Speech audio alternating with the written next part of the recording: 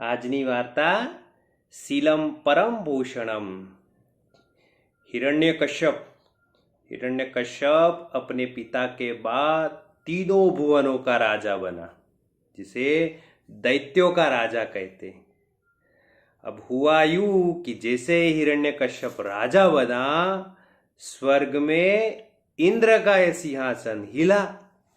इंद्र के सर पे डंका लगा, क्योंकि उनका पद समाप्त हुआ। अब इंद्र भागते भागते बृहस्पति के पास गए। अरे बृहस्पति जी, मेरा तो आसन गया, अब मैं क्या करूंगा? तो बृहस्पति जी ने कहा कि थोड़े साल रुक जा।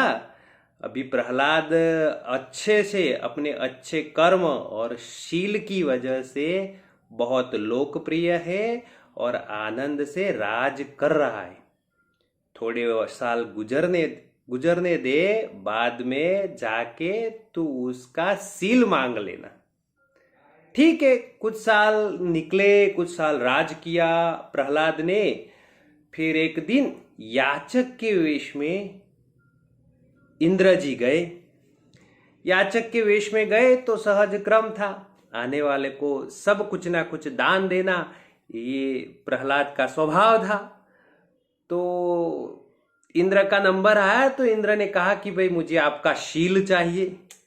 जैसे उन्होंने कहा कि शील चाहिए, प्रहलाद को समझ में आ गया कि ये मानो ना मानो इंद्र है, पर अब दान देना वो तो उनका सहज स्वभाव था। इसलिए उन्होंने जल मंगवाया और जल मंगवाने के बाद तुरंत संकल्प किया और उनका जो शील था वो उन्होंने इंद्र को दे दिया।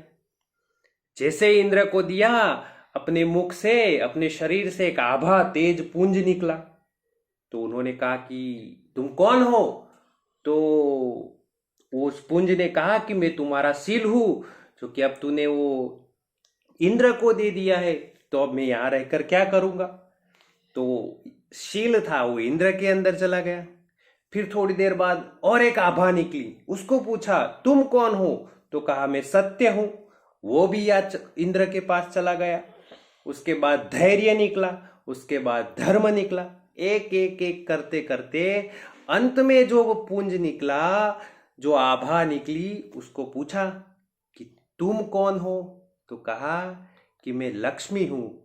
अब तुमने अपना जो शील है वो शील याचक को दे दिया, इसीलिए जहां शील है, जहां सत्य है, जहां धर्म है, जहां न्याय है, वहीं पर लक्ष्मी रहती है। तो शील के पीछे पीछे ये सब चले गए। अंत में इंद्र ने जो अपना सिंहासन खोया था वो पुनः प्राप्त कर लिया।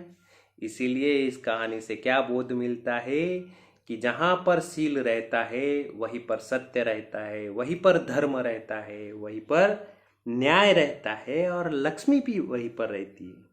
इसीलिए कहा गया है शीलम परम भूषणम।